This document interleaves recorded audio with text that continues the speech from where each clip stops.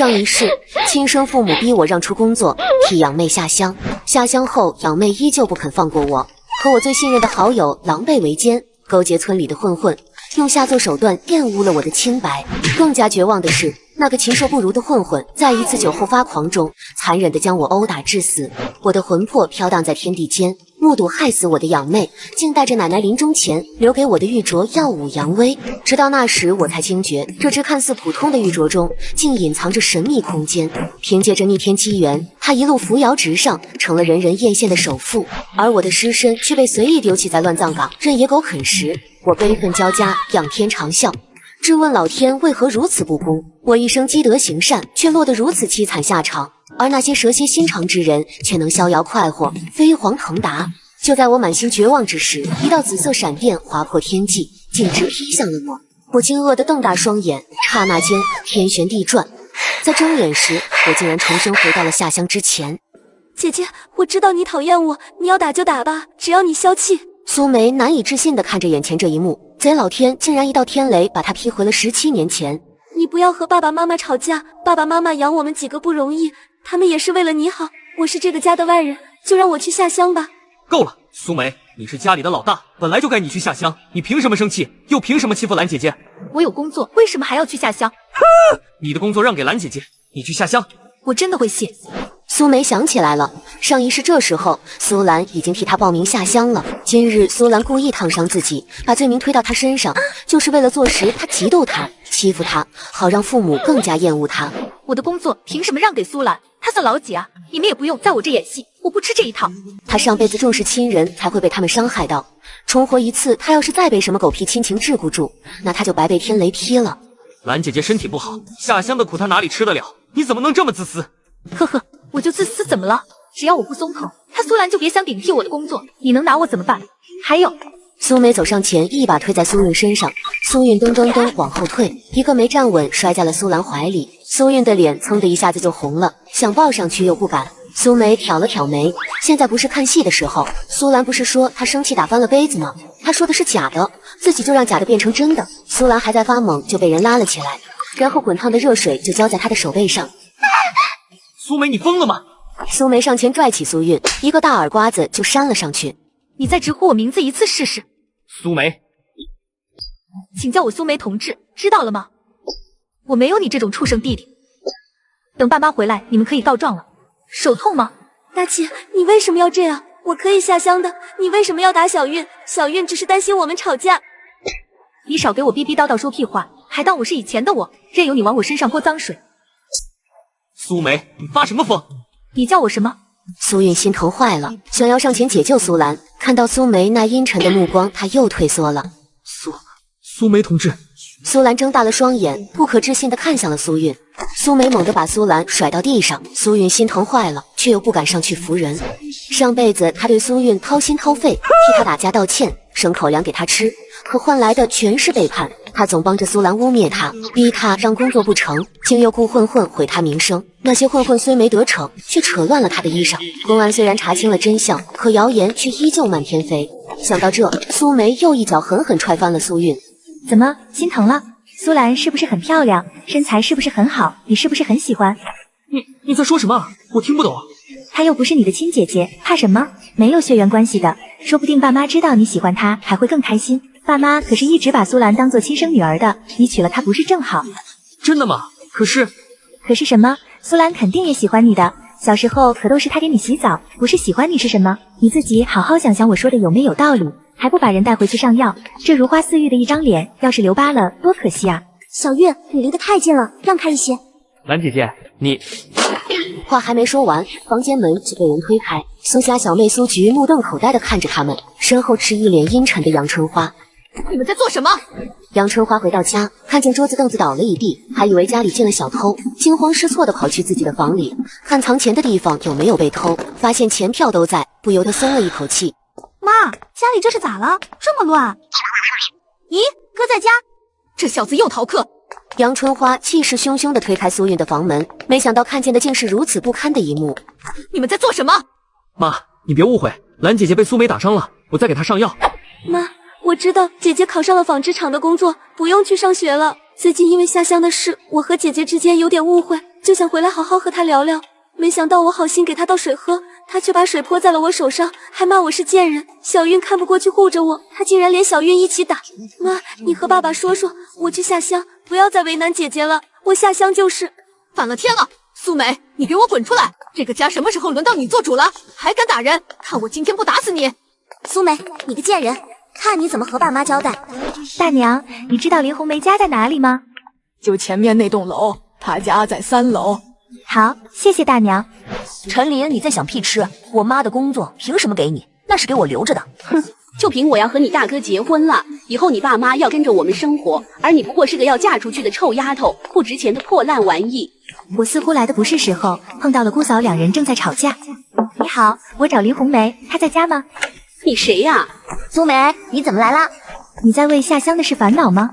苏梅，我不像你那么优秀，自己考上了纺织厂会计，我只能指望我妈把工作让给我。可我也知道，在爸妈心里，儿子远远比女儿重要，他们不会把工作留给我的，我只能下乡。红梅，你知道自己抗争不过父母的，你最后还是要下乡。刚好我也要下乡，和我一起吧。怎么会？你不是？唉，我和你一样，有一对不靠谱的父母，甚至比你更惨，还有一个像毒蛇一样的养妹，处处算计我。这些事以后再和你说，你现在就去知青办主动申请下乡。现在国家有政策，对于主动申请的人可以补贴60块钱。苏梅来找林红梅就是为了这件事。上辈子她没等来苏家人给她收尸，反而是多年未联系的同学林红梅拖着瘸腿，浑身淤青的从苏氏赶来，将她葬在山头。她在自己坟前哭诉，苏梅才知道林红梅的父母为了给陈琳换工作，把林红梅卖给了领导家有变态嗜好的小儿子。林红梅拼了命才得以逃脱，但落下了残疾，身上还烙着耻辱的印记。替她料理完后事，林红梅便消失了，此后再无音讯。苏梅，下乡对于林红梅而言是件很恐怖的事情，她始终下不了决心，总盼着母亲或许会将工作留给自己，而苏梅却毫不留情地击碎了她的幻想。红梅，明天你妈就会带你去国营饭店吃饭，你们会碰见一对老夫妻，你爸爸妈妈说那对夫妻是他们的老朋友，你们会坐在一起吃饭。如果都被我猜中了，你明天立即去给自己报名下乡。苏梅，你说的怎么这么玄乎？到底是不是真的？你明天就知道了。我今天来就是为了告诉你这件事，我还有事就先走了。林红梅一头雾水地回到家里，林爸林妈已经在家了，陈琳也出去了。红梅，你回来了。爸妈，陈琳呢？你这丫头叫什么名字？要叫嫂子？她不是还没和大哥结婚吗？再说了，人家可是要一份正式工作才肯嫁过来。你真的打算把工作给她？别怪我把丑话说在前头，媳妇和婆婆不和的家庭多了去了。陈琳那人一看就是个精明的，到时候你把工作给了她，她要是把这工资不拿出来，你和爸怎么办？这事不用你管，我和你爸有打算了。什么打算？把工作给他，让我去下乡是吧？说完，林红梅就气呼呼地跑回了房间，用力地摔上了房门。这孩子脾气这么坏，以后嫁了人可怎么办？红梅啊，你别生气，明天妈发工资，带你去国营饭店吃饭。你这个逆女，你还知道回来？你今天发什么疯？把苏兰打成那样子，你是不是皮痒了？苏梅和林红梅分别之后，来到了车马巷子一户姓朱的人家。苏梅，你怎么来这里了？来找我的吗？朱帅同学，你要工作不要？我是来给你送工作的。你要卖工作？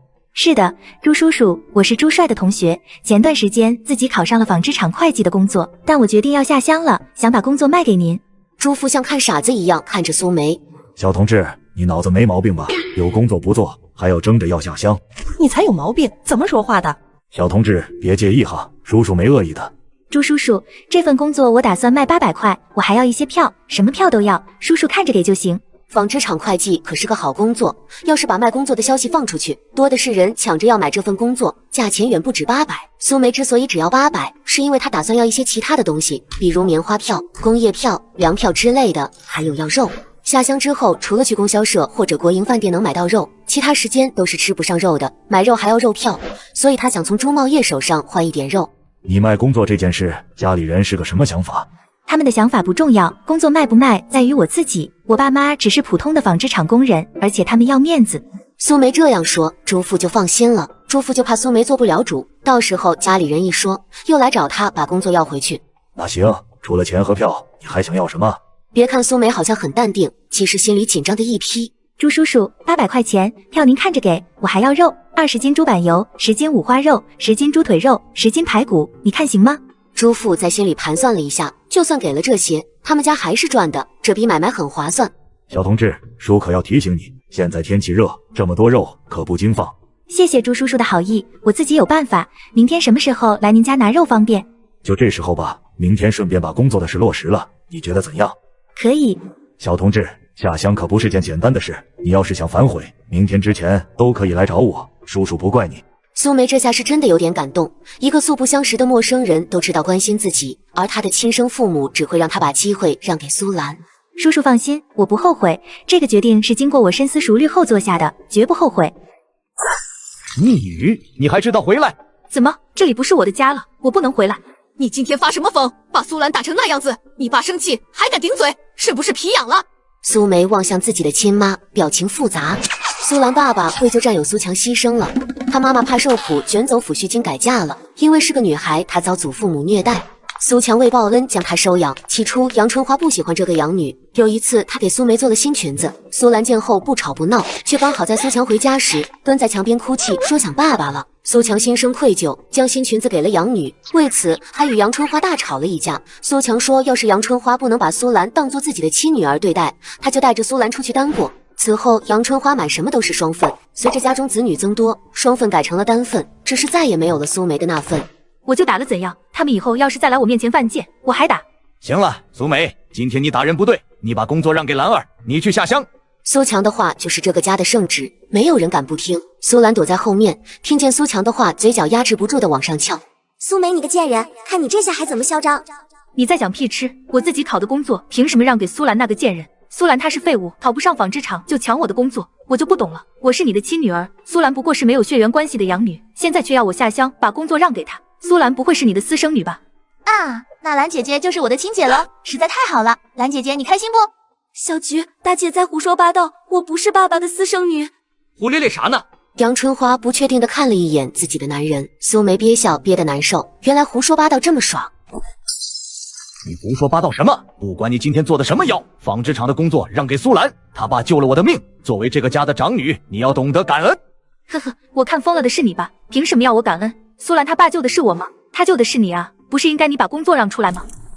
逆女，老子当初就不该把你生下来，就该把你溺死在尿桶里，省得来气老子。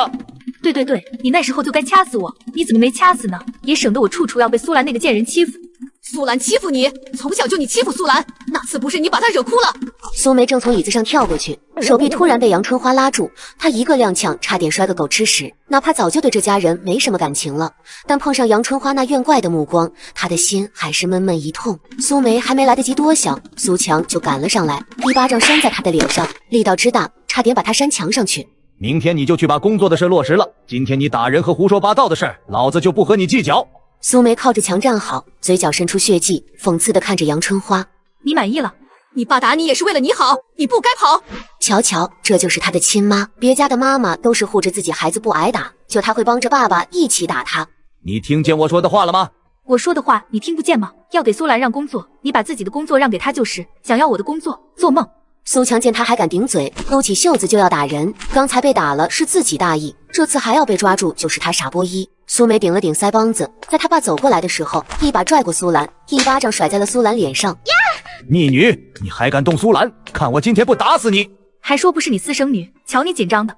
苏梅抓紧时间又打了苏兰一巴掌，然后把人扔了出去，刚好扔到苏强的怀里。苏强看见养女的脸肿得和猪头一样，哭都哭不出来，又是心疼又是愤怒。苏韵一看亲爱的兰姐姐又被打了，气得指着苏梅破口大骂：傻波一，你上来打我啊！苏梅悄悄溜到门口，把房门打开，门外站着10几人。苏梅的嚣张一下子就没了，换上委屈又可怜的表情。各位叔叔阿姨，我的命好苦啊，好不容易考上的工作，我爸竟然要我让给苏兰，要我去下乡，我可是他的亲女儿啊，不同意还动手打我。看苏梅这脸，苏强这是下了死手啊，为了个没有血缘关系的养女，这样打亲女儿，亏他下得去手。可不是嘛，苏强两口子都有工作，哪里轮得到苏梅让工作？刚才苏强不是说苏兰亲爸是他的救命恩人，要苏梅报恩吗？苏梅报哪门子的恩？要报恩也是苏强把工作让给苏兰，关苏梅什么事儿？瞧瞧，大家都是明白人，就他的亲生父母揣着明白装糊涂，一直在压榨自己。他上辈子其实也明白，就是对亲情还有一丝期待，才会惨死在胡金生的拳脚下。这辈子不可能了，在下乡之前，他要把苏家给闹得天翻地覆，再拍拍屁股走人。杨春花把家门重新关上，靠在门板上瞪着苏梅：“你到底想干什么？”你问我，你问爸，苏兰到底是不是他的私生女？他为什么这么向着他？我是不是你们捡来的？这些年你都让了，为什么这次要闹？原来你也知道啊，我以为你不知道呢。怎么不装了？这些年靠委屈亲生女儿得来的名声，刚才差点被我撕破了你的假面具，急了。大姐，我错了，你别和爸妈吵架了，工作我不要了，我下乡去。还有爸，你不要逼大姐，我亲爸当年救您，就没想过要您报答。这些年爸爸妈妈对我够好了，我不能再让你们为难。兰儿，你走开！你是好心，可别人根本不领你的情。看我今天不打死这个臭丫头！爸，你可别乱说，工作是我凭本事考上的，我领苏兰什么情？你！苏强哑口无言，然后恼羞成怒，挥着巴掌冲了上去。苏兰嘴角抑制不住的勾了勾：“苏梅，你个蠢货，这种时候不赶紧认错还犟嘴，活该你挨打。”哥，我觉得大姐说的有理，工作是大姐自己考上的，凭什么让给兰姐姐啊？你闭嘴！我又没说错，我闭什么嘴？苏梅一咕噜滚进房里，一脚将房门登上，手速极快地将房门反锁住。逆女，你给我开门！不开，略，有本事你把门踢开啊！重生回到1970年，亲生父母竟逼我让出工作，替养妹下乡。我反手就给养妹报了去大西北的下乡名额。这福气当然要留给她呀！经常重生的朋友都懂，随身带个灵泉空间很合理吧？A座。奶奶临终前塞给我的玉镯子，竟藏着一方灵泉秘境。只见血珠滴落的刹那，冰凉的玉面泛起微光，从此山川湖海尽在袖中。这泼天的机缘，这次终于轮到我了。原来秘密藏在这里。眼前是一块3×3米的菜地，左侧泉眼咕嘟咕嘟冒着泉水，旁边有2棵结满苹果的苹果树，果香混着泥土的气息扑面而来。右边是一个鸡圈，一个猪圈，不过现在里面什么也没有。苏梅摘下一个苹果，咔嚓咔嚓就啃了起来。一个苹果下肚，腹中饥饿感才稍稍消退。上辈子李蝶就是靠着这空间发家致富的，用灵泉治好了某个大人物的隐疾，借此机会扶摇直上。苏梅蹲到泉水边，捧起泉水就喝了起来。泉水甘甜清冽，十分好喝，喝到小腹发胀，才不舍得住了口。随后大字躺倒在草坪上，重来一世，他要先下乡和苏家人划清界限。下乡之前得先跟苏兰、苏韵算算上辈子的账，然后在乡下靠空间苟着，等高考恢复了就考去外市。至于害死他的李蝶，这笔血债他定会讨回来。苏梅，你赶紧把门打开，苏兰和苏菊要进来睡觉，你一个人占着房间，算怎么回事？苏韵，今晚你把房间让出来。爸，我要睡自己的床，才不要睡哥臭烘烘的床。小菊，今晚先将就一下吧，等明天大姐气消了开门，咱们再回自己屋睡。爸妈，你们别跟大姐置气了，她就是怕挨揍，才躲在屋里不敢开门。哼，她还知道害怕，今天她都把咱们老苏家的脸丢尽了。兰姐姐，要是大姐不把工作让给你，你真的会下乡吗？要换作是我，就不把工作让给你，凭什么啥好事都紧着你挑啊？你说是不是？我什么时候说过要大姐让工作给我？你是没开口，可爸会替你争呀，他眼里哪还有别人哟？瞎说什么大实话！苏兰被戳中心事，烦躁地翻了个身，背过脸不再搭理苏菊。真没劲，说2句就破防，还是大姐好。大姐，你别光顾着生气，多少吃点东西，我给你留了个馒头，到门口了。我劝你还是听爸的话，把工作让给兰姐姐吧。下乡之后你就自由了，苦是苦了点，总比在家里强。这家里只要有兰姐姐在的一天，就没你的位置。大姐，等会儿记着拿馒头啊，吃饱了，明儿才能躲得过爸的巴掌，别赌气了。苏菊走后，苏梅房间的门缓缓打开。上辈子她被流言撕得粉碎，被全家人唾弃时，也是苏菊趁着夜色给了她一个馒头。第二天一早，杨春花骂骂咧咧地和苏强去纺织厂上班，苏兰他们也上学去了。苏梅推开杨春花卧室的门，从抽屉里翻出户口本，里面夹着的10几块钱和几张肉票，她也一并拿走。苏兰是你什么人？姐姐，我就是苏兰啊，为了响应国家号召，主动报名下乡。哎呦，小姑娘嘴真甜，我都快40了，叫我阿姨就好。真的吗？您要不说年纪，我还真看不出来，我一眼看见姐姐，就觉得姐姐最多28。办事员一边说着不要不要，脸上已经笑开了花，手脚麻利地填上了苏兰的信息。这苏家不是已经有一个闺女报名了吗？怎么又来一个？那是我姐，我担心她一个人下乡没人照应，就主动报名了。一来响应国家号召，二来能陪着她。小姑娘觉悟挺高啊，要是人都能像你这样，我们知青办的工作就好做多了。苏兰下乡的手续很快就办好了，苏梅带着刚领到的60块补贴就进了国营饭店。姐姐，今天店里都有啥吃的？今天啊，有红烧肉、辣椒炒小鱼，你要吗？这2样都要，再来个青菜、麻婆豆腐，还有2碗米饭。哼，这些菜可不便宜，你有钱有票吗？就都要。大姐，你这话说的，我人都来了，还能不把票和钱准备好吗？苏梅找了个位置坐下，刚喝2口水，林红梅就和林爸林妈走了进来，两人对上眼神，苏梅朝他使眼色，让林红梅先落座，等人来了再说。林爸林妈压根没留意两人的眼神互动，拉着林红梅就进了饭店里唯一的一间包厢。上辈子他下乡后便与林红梅断了联系，对其中发生了什么一无所知，只听说林家父母为了一份正式工作，将林红梅许配给了一户姓曾的人家。曾家有长辈在省里身居要职，因此曾家的小儿子之前玩死过一个姑娘的事被捂得严严实实的。自家儿子有这种见不得人的癖好，曾家夫妇自然不会往外说。苏梅收回目光，静静等着，能做的她都做了。要是林红梅自己不争气，那她也没有办法了。这姑娘是饿了多久啊？苏梅，被你说对了，我爸妈真打算把我嫁给那户人家。你怎么想的？你不会心动了吧？也不是，就是万一不是你说的那种情况呢？没有万一，红梅，关于你的一生幸福，我不会乱说。你还有时间，今年知青报名截止还有3天，3天后你若还没去报名，那我也帮不上忙了。我就先回去了，你自己小心点。对了，不要把我说的话告诉你父母。苏梅，你放心，我懂你是为了我好。小哥，那不是曾书记的弟弟吗？我在省城见过，他们好像是来给曾旭相看姑娘的，真缺德。怎么说？小哥，曾旭那事儿你还不知道啊？他这人挺变态的，之前玩死过女人，不过事情被曾书记压下去了，没有多少人知道。曾先生、曾太太，你们尽管放心，我家红梅是个懂事的孩子，嫁过去一定会好好孝顺你们，做好媳妇的本分。那就好，只要她谨守本分，曾家一定会善待她的。5人朝饭店外走去，路过校尉国那桌时，林红梅忽然察觉有人在看着自己，她微微抬头，就碰上了石山水那怜悯的目光。林红梅大脑嗡的一声，一片空白。哟，这不是魏国吗？怎么来苏氏了？走，去曾叔家坐坐。曾叔，今天我们还有任务，不方便，下次一定。那就下次，咱们可说好了啊。好。林红梅走在最后面，石山水怜悯的目光一直萦绕在她的身上，她全身汗毛都竖了起来。这个眼神是什么意思？曾先生和他们认识，说不定他们知道曾家的秘密，那他们这么看着我，是不是说苏梅说的话是真的？我要嫁的曾家小儿子真的是个变态。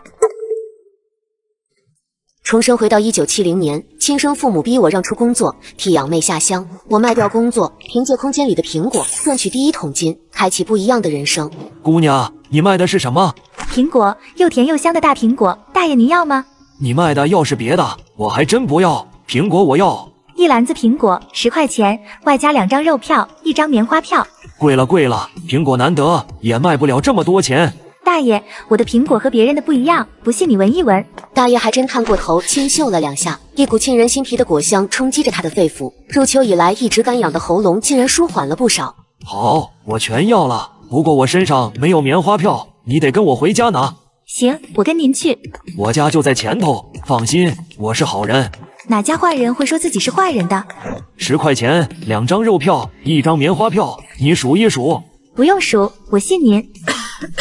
我也不和你多说了，你回去路上小心点。华章，你看我买到啥了？这苹果真鲜亮，闻着也香，怕是不便宜吧？不贵，卖苹果的是个好心的姑娘。肖春林拿出水果刀，仔细削起皮来。华章眉眼带笑，静静望着他。他脸色苍白，唇色泛青，时不时就咳嗽2声。这病拖了好多年了，中医西医都瞧过，总不见好，只能在家静养着。医生说水果寒凉，你不能多吃，就吃2块。苹果一入口，他咀嚼的动作忽然顿住，一股清润之气顺着喉咙往肺里钻，多日来堵在胸口的闷胀感竟消了几分。他忙又吃了1块，那股清凉感愈发明显。医生说不能多吃。老肖，这苹果对我咳嗽有用，那就再吃1块。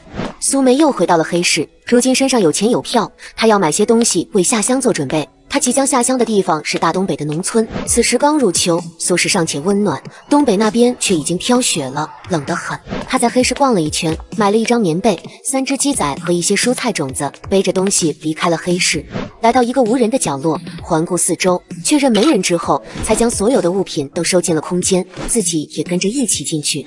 他先把3只毛茸茸的鸡仔放进鸡圈，在水槽里倒了一些泉水，又从果树上摘了个苹果，切成小块放进食槽。你们可不能挑食，我给你们的可都是好东西。之后，他又和朱家人一起去纺织厂，把卖工作的事交接完，然后就回了家。苏梅发现自己力气变大了，怀疑是被天雷劈的缘故。昨晚吃了空间里的苹果和泉水，力气又更大了，估计至少能背起200斤重物。现在在扇苏韵那小傻波一，指定能扇得他一嘴牙。我这是感冒了吗？过年咱家甭买猪肉了，现成2头猪拉去屠宰场杀，够明年吃1整年。苏梅，你叫我什么？大姐，你放开小韵，他可是你亲弟弟，你怎么下得去手？苏兰这点手段也不过如此，真不明白自己上辈子怎么会败在他手里。怎么这顿打你想替他受？打人是不对的。嘿，废话真多。苏梅一脚踹开苏韵，拽着苏兰回了他们的房间。苏梅拉开衣柜，把苏兰那些花花绿绿的裙子全部扔到地上，拿起剪刀就全给她剪了。苏梅，你疯了吗？还记得你刚来我家时那条黄色的小裙子吗？从那以后，我再也没穿过新裙子，只能捡你不要的衣服缝缝补补。你的衣服还没穿破，爸就给你买新的，凭什么？什么凭什么？那是爸乐意给我买，有本事你去找爸闹去。会的，但在这之前，我要先跟你算账。我今天去了知青办，是你替我报名下乡的吧？贱人，你玩得挺溜啊！苏兰，以前的账我会一笔一笔跟你算清楚。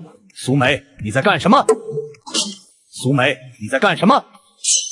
苏强一进门就看见苏韵捂着肚子在地上打滚，心里咯噔一下，慌忙往卧室跑。杨春花脑袋嗡嗡作响，扶着墙跟着丈夫往里走。苏强几步冲到苏梅面前，抬起手就扇了过去。苏梅侧身躲开，一把将晕头转向的苏兰拽到身前，巴掌结结实实落在苏兰脸上，这力道比苏梅先前扇的都重。苏兰两眼一翻，晕了过去。这次可不是我打的，是你打的哦。苏强彻底懵了，他明明是要打苏梅的，巴掌怎么会落到苏兰脸上了？还愣着干嘛？赶紧把人送医院，苏韵也送去，还有你妈。大姐，你是不是觉醒超能力了？咋突然这么厉害？才2天啊，家里3个人全进医院了，牛波一啊？可能吧。你咋突然就会反抗了？以前兰姐姐那么算计你，你都忍气吞声。她算计我什么了？就今年过年的时候，你知道妈为啥突然打你不？苏梅对这事有点印象。过年前3天，林红梅喊她去赶大集，下午回来时，杨春花突然发疯般骂她骚货、婊子、不自爱，还上手揪她头发，直到苏兰哭着求情，杨春花才停了手。就是苏兰跟妈告状，说看见你和男同学在河边聊天，还靠得很近，有说有笑的。你不知道吧？我就说兰姐姐背后打小报告不是1次2次了，每次你被爸妈骂，又都是她出来求情，好人全让她当了。你不是最喜欢苏兰吗？跟我说这些做什么？大姐，我是跟她亲近，那不是我也没办法吗？咱们家爸排第1，苏兰就排第2，连妈都得靠边站。我一小孩，她能给我糖吃，能帮我争取好处，我就跟她亲近。不过大姐你现在醒悟也不晚，你就可劲儿闹，以后要是比苏兰更厉害，我就跟你混。好，你闹成这样是决定下乡了吗？不是我决定，是苏兰偷了户口本，已经替我报名了。坏透了啊！苏兰这么坏，以前有大姐在前面挡着，才没轮到我。等大姐下乡了，说不定下一个被她打小报告的就是我。不行！苏菊猛地起身跑向卧室，再回来时，她将2块3毛钱塞进苏梅手里。这是我攒的零花钱，都给你了。你什么意思？投资啊！等大姐以后发达了，别忘了我这个妹妹就行，也别记恨我以前没帮你说话。你就这么确定我能发达？要是赔了，你的钱可就打水漂了。不怕，投资有风险，这一点道理我还是懂的。大姐，我看好你哦。这小孩有眼光。苏梅回到房间后，就闪身进入空间，抄起锄头将地翻了一遍，种上了黄瓜、辣椒，还有空心菜，又把从厨房带来的米撒给鸡仔。谁知小家伙们叽叽喳喳叫着，直往后躲，米粒滚落在地，竟一口都不肯吃。昨天刚说不要挑食，今天就挑上了啊！苏强在医院守了一夜，一大早顶着黑眼圈回到家，打算煮稀饭让苏菊送医院，自己再去上班。苏梅她是不敢指望了，昨天她拽苏兰挡巴掌的很近，让她心有余悸。进到厨房见昨天的锅碗都没洗，苏强顿时火冒3丈。苏梅，你给我滚出来！开门！爸，你有什么事？你去煮点粥，等下让苏菊送去医院给你妈。不会。苏梅，你别敬酒不吃吃罚酒。你把苏韵和兰儿打进医院，信不信我叫公安抓你？好啊，你去叫，我倒要看看，让亲女儿下乡，把工作让给养女的事传出去，谁更丢脸？再让公安查查苏兰到底是不是你的私生女，在外乱搞男女关系是个什么罪？胡说，苏兰是我战友的女儿，和我没血缘关系。我不信。苏梅，我是你爸，你要听我的话。这话听着怎么这么眼熟？上辈子苏梅被人造谣毁了清白，满心指望着纺织厂会计的工作翻身。苏强也是这么说的。我是你爸，还能害你不成？你现在名声坏了，正好下乡躲躲，工作兰儿替你守着，等你回城之后再把工作还你。我是你爸，你听爸的准没错。胡金生混是混了点，但你身子都给人家了，不嫁他嫁谁？啥是强暴？话别说这么难听，这种事都是你情我愿的，你当时肯定也乐意。报公安，你把胡金生抓起来，以后谁还敢娶你？听爸的，你得认命。你有个当爸的样子吗？我把你养到这么大，怎么就没当爸的样子了？少废话，粥我不煮。苏强阴着脸在门口愣了会儿，不知道为什么他现在对苏梅有点发怵，总觉得苏梅像在发疯边缘蹦跶，没动手揍他，只是因为父亲这个身份叫不动苏梅，他只好去喊苏菊。苏菊前脚刚走，苏梅就摸进了苏强和杨春花的卧室，掀开杨春花堂前的箱底，将现金和票证一股脑全收进了空间，又顺走2床厚实棉被，接着又去苏兰床底下翻出他存钱的铁盒子扔进空间，像暖水壶、手电筒、铝锅，但凡能搬得动的物件全被他收进空间。最后他故意将屋里翻得乱七八糟，做出小偷光顾的假象，就让他们报公安来查吧，公安肯定一查一个不吱声。出门时他又刻意掰坏门锁，下楼时正巧碰上隔壁邻居李阿姨。中午的时候，在医院住了一夜的杨春花和苏菊刚到家门口，就看见半开的木门和摇摇欲坠坏了的锁头。杨春花心里猛地一沉，糟了，家里遭贼了，是苏梅，对，肯定就是苏梅，是她偷了家里的东西。公安同志，就是她，肯定是她偷了我家的东西。你莫不是得了失心疯？那可是苏梅呀，她是你亲闺女，你咋能说她是小偷呢？肯定就是她，今天就她一个人在家，不是她还能是谁？发生什么事了？你家进了小偷，值钱的东西都被偷走了，听说你妈藏的300块也没了。天啊，居然有小偷闯进家里了！你少装模作样，肯定是你记恨我们，让你把工作让给兰儿，才故意偷家里东西报复我们。苏强媳妇，你咋动手打孩子呢？我打的就是他，整天不学好，在外面跟男的勾勾搭搭，还不听我和他爸的话，不仅动手打弟弟妹妹，现在居然还学会偷东西了。我没有，你们为什么从来都不相信我，只听苏兰的话？我明明说了没和男同学来往，上次在河边只是碰巧遇见，当时还有其他同学在场，你们为什么就是不肯信我？你自己行为不检点，还怪我们不信你。我们为什么不说别人？还不是因为你不知廉耻，和男同学勾肩搭背，让人撞见了，书都读到狗肚子里去了，还敢跟我顶嘴，看我不打死你！不可以动手哈，有话好好说。说来说去，你都是偏心苏兰。小时候新衣服永远是苏兰的，我只能捡她不要的破衣服。过年的压岁钱，苏兰有5毛，我却只有5分。我还没灶台高时候，又要给一大家子做饭，给苏菊洗尿布，帮你们搓衣服。这么多年做牛做马，我都没有怨言，为什么你们眼里永远看不见我的好？苏梅字字气血，为上辈子渴望被父母看见的自己鸣不平。周围人听得心都揪了起来。苏强和杨春花不做人啊！要不是闺女今天受了委屈诉苦，大家都不知道这对夫妻做得这么过分。你哪儿比得上苏兰？苏兰长得又好看，说话又好听，哪像你整天闷在屋里不吭声，就当看不见我们一样。你自己说说，你哪点值得人疼？杨春花，你太过分了！苏兰就只会动个嘴皮子，苏梅可是实打实干活的。要不是她，你下班能吃上热乎饭吗？她也就这点作用了。嘿，真是瞎了眼的东西！自家闺女不疼，偏疼别人家的闺女，真是脑子有病。好，以前的事我不跟你们计较，但我自己考上的工作，你们为什么非要逼我让给苏兰？围观的人越来越多，他说的声音也大了起来，就要让大家看看这对在外人模狗样的夫妻究竟是怎样黑心烂肝的东西。这事是你爸做的主，你问他去。你是我亲妈，为什么不肯向着我？为什么要帮着他们一起逼我？之前那一巴掌是他故意挨的，博同情用的，这次可不会站着给他打。妈，我不想下乡去，我想留在城里，你疼疼我好不好？你求求爸让我留下来好吗？这算什么妈？多可怜的孩子，听得我眼泪都下来了。本以为苏家2口子人不错，没想到竟是是非不分的糊涂蛋。众人你一句我一句，每一句都精准地砸在杨春花的脸皮上，她维持了10几年的贤妻良母形象出现了裂缝。你跟我回去！妈，我真没偷家里的东西，你信我一次行吗？你给我闭嘴！你还是不肯相信我。公安同志，小偷什么时候能抓到？杨春花同志，经过我们调查核实，您女儿没有作案嫌疑。苏局前往医院后，您女儿便离开了家，下楼时还遇见了邻居，直到刚才才回来。那也不能证明什么。如果你拿不出其他证据证明作案的是你女儿，就请你不要打搅我们办案。妙啊，思路清晰，是个为人民服务的好同志。他打量了一下两位公安同志，说话的那个长相憨厚，一看就是个好人；另一位身高腿长，容貌英俊，狭长凤眼透着清冷，全程只静静听着。这张脸怎么像极了一个被我遗忘在犄角旮旯的渣男？两位公安同志脸色一变，迅速往楼上跑去。大姐，我昨天给你的2块3毛，你放哪儿了？我藏身上了，放心，没被偷。楼上传来激烈的打斗声，一名黑衣人从3楼窗口破窗跳了下去，落地的瞬间就地翻滚，卸掉大部分冲击力，起身就要跑。苏梅不假思索追了上去。大姐，你干嘛去啊？苏梅一把薅住黑衣人后衣领，猛地往后一拽，黑衣人被按在地上，动弹不得。让一让，大家都让一让，有人受了重伤。谢谢你，苏梅同志，我会向局里如实汇报你的功劳，局里一定会嘉奖你的。协助公安办案是每个公民应尽的义务，不敢要嘉奖。大姐，妈越来越过分了，怎么能怀疑是你偷了家里的钱呢？谁说不是呢？公安都信我，亲妈反倒不信，我简直比窦娥还冤。大姐，真不是你拿的啊？当然不是，公安同志不是说了吗？咱家丢的可不只是钱，还有别的东西。我出门时2手空空，李阿姨能给我作证。也对，上辈子的今日，3楼阿才叔家遭了贼，钱票、首饰连同暖水瓶、棉被都被偷走了。所幸阿才叔没被捅伤，可如今因自己重生提前引来了公安，导致贼未能逃脱，被堵在家中，才酿成这场变故。苏梅满心愧疚，只盼着阿才叔平安无事，寻思着下午提2苹果去医院看看他。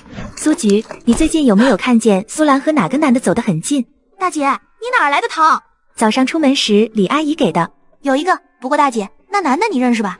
苏家人不知道，苏梅有个交往了1年的男朋友，叫肖爱国，纺织厂厂长的儿子，宣传科办事员。她考纺织厂也是为了这个男朋友。不过肖爱国已经很久没找她了，直到被苏运找混混堵在巷子里，遭苏兰造谣失了清白后，肖爱国才突然出现，跟他提出了分手。上辈子他死后才知道，自己下乡没2个月，苏兰顶了他纺织厂会计的工作，并嫁给了肖爱国。苏梅怀疑，在自己下乡之前，苏兰就和肖爱国搞到了一起。是肖爱国吗？是呀，他不是你对象吗？我看见好几次他送兰姐姐回来，他咋不送你回来呢？你第一次看见肖爱国送苏兰回来是什么时候？1个月不2个月前吧。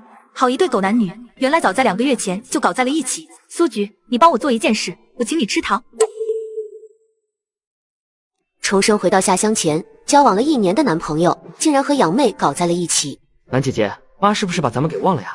苏兰没有理他，一眼瞧见门口露出一张熟悉又英俊的脸。小月，你这会儿能走了吗？去打点开水呗，我口渴了。他前脚刚走，另一个人便走了进来，反手将病房门关上，并上了锁。爱国，肖爱国看着苏兰肿得和猪头一样的脸，表情就是一僵。爱国，你怎么了？没事。爱国，你吃了吗？吃了，你吃就好。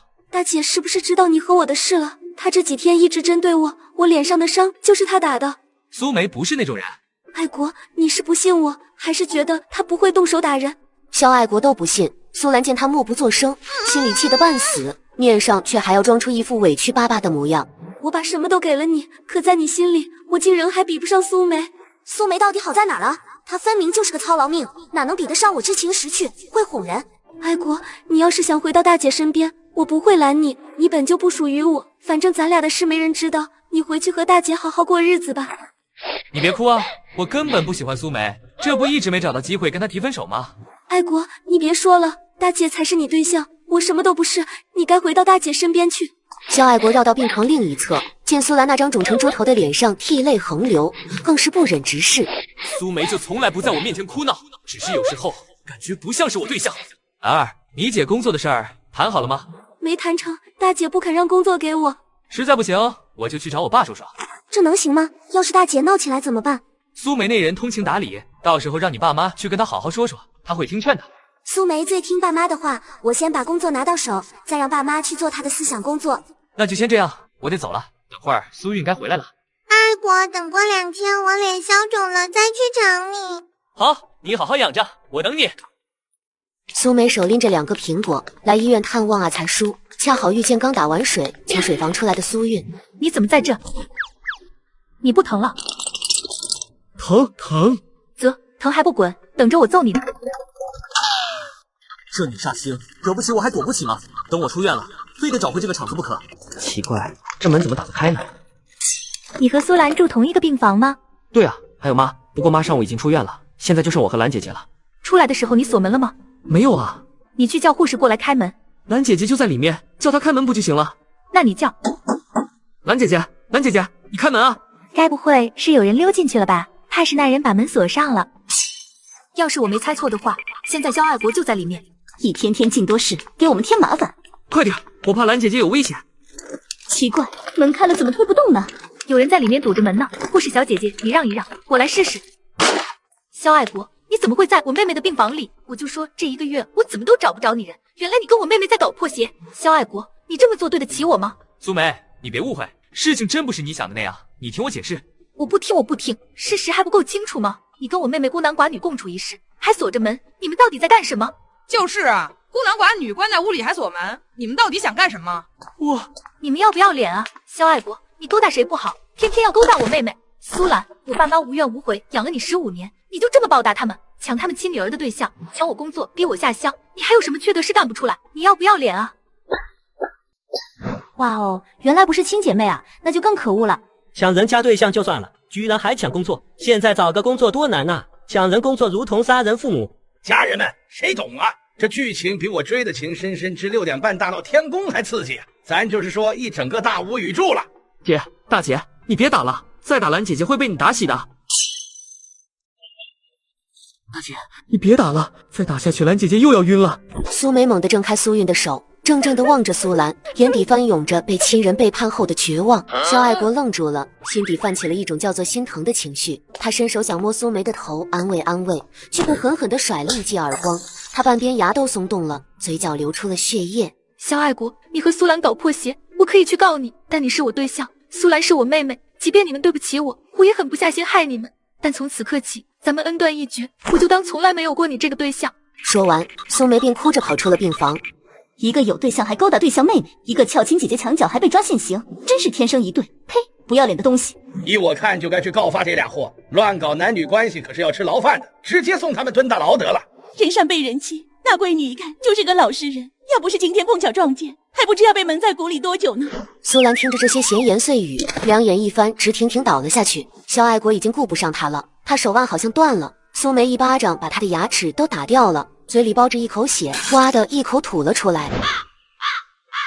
被欺负的人都没吐血，他倒是先吐上了，该不会是想讹人吧？你这个堂弟不行啊，脚踏2条船被抓了，人品够次的。苏梅同志也太倒霉了，爹不疼娘不爱，谈个对象还是人渣。他那个妹妹怕是来报仇的吧？咋这么歹毒呢？走了。他们来医院是做受害人补充笔录的，哪成想撞上了这么大场热闹。你堂弟吐血了，好大一口血，真没用，被女人打一巴掌都能吐血。